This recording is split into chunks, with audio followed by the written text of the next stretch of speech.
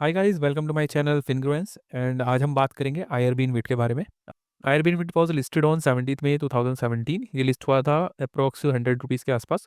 Then fall to rupees 23, then go up to 73 rupees, now currently traded at rupees 60। Now मैं एक बार रीट्स and इन्विट्स का business model समझा देता हूँ।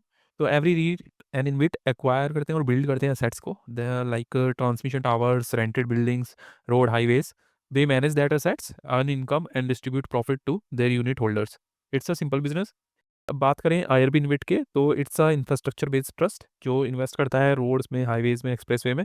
ये रोड, एक्सप्रेसवे, हाईवेज को मैनेज भी करता है एंड रिवेन्यू जो होता है वो टोल कलेक्शन से होता है। In starting they have a 6 road infrastructure assets. In last year they transfer 2 assets to Nahi due to completion of contract period. Now they have 5 boat assets and 1 HAM assets. BOT and HAM को समझने से पहले हम इसकी growth के बारे में बात कर लेते हैं। As you know, Indian government की काफ़ी योजनाएं चल रही हैं to build world class infrastructure in India. उन्हीं में से एक है भारतमाला परियोजना to build highways, roads, expressways, जिसका फर्स्ट फेज 2017 में स्टार्ट हुआ था और कंप्लीट होगा 2017-28 तक। To build 34,800 kilometres highways.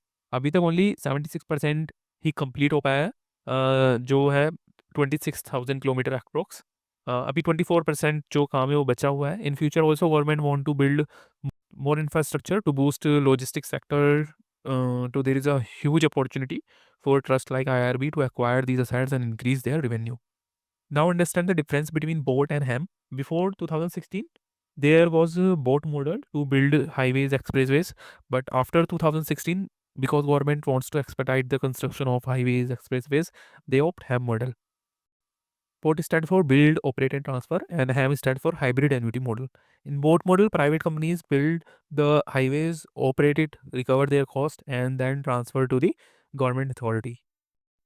In HAM model, government provide the 40% capital, 60% capital provided by the private players, and government authority operate the assets, collect the toll, and some part of the toll give to the private player along with the annuity part of the capital for a period of around 15 years to 20 years.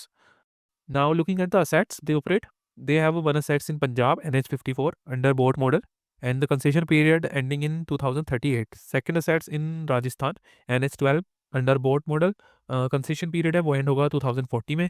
Third assets है महाराष्ट्र में, NH6 under boat model, concession period इसका and होगा 2037 में। Fourth is in Karnataka, NH4, this is also in boat model, concession period होगा and 2042 में। Fifth assets in Tamil Nadu, NH7 under boat model, concession period and होगा इन 2027 में। Sixth asset इन Gujarat, Delhi, Mumbai expressway under हैम model है ये, और कंसेशन पीरियड इसका एंड होगा 2037 में। Now looking at the asset wise performance, जो पंजाब में NH54 है उसकी टोल कलेक्शन इंक्रीज हुई है from 140 crore to 152 crore. Net income also increases from 106 crore to 136 crore. EBITDA also increases. Rajasthan NH12 का रिवेन्यू कलेक्शन है वो इंक्रीज हुआ है from 154 crore to 180 crore. Net income also increases from 150 crore to 180 crore. EBITDA also increases. Maharashtra NH53 की बात करें तो रिवेन्यू जो है स्लाइटली डिक्रीज हो चुका है from 90 crore to 86 crore. Net income and EBITDA also decreases. Karnataka NH48 की कलेक्शन देखें तो इंक्रीज हुई है from 378 crore to 414 crore. Net income and EBITDA also increases. Tamil Nadu के NH44 की बात करें तो इनकम इंक्रीज हुई है from 155 crore to 172 crore. EBITDA and net income also increases. Delhi Mumbai express way की बात करें तो रिवेन्यू इंक्रीज हुआ है from 186 crore to 198 crore, and net income and EBITDA also increases. Now check the distribution per unit. तो इन्होंने 2017-18 में पर यूनिट डिस्ट्रीब्यूट किया था 10.55, 18-19 में इन्होंने 12.25 डिस्ट्रीब्यूट किया था पर यूनिट, 19-20 में 10 रुपीज़, 2021 में 8.50, 21-22 में 9, 22-23 में 8.05, 23-24 में 8 rupees per unit in a financial year. अभी जो डिस्ट्रीब्यूशन है वो डिक्लाइन हो रहा है। वन ऑफ द रीज़न में भी जो 2 एसेट्स थे वो इन्होंने ट्रांसफ़र कर दिए हैं अथॉरिटी को, and in some locations due to monsoon and some किसान आंदोलन, जिसकी वजह से रेवेन्यू डिक्रीज हुआ है। Now coming to the risk related to the business, first one is government policy dependent.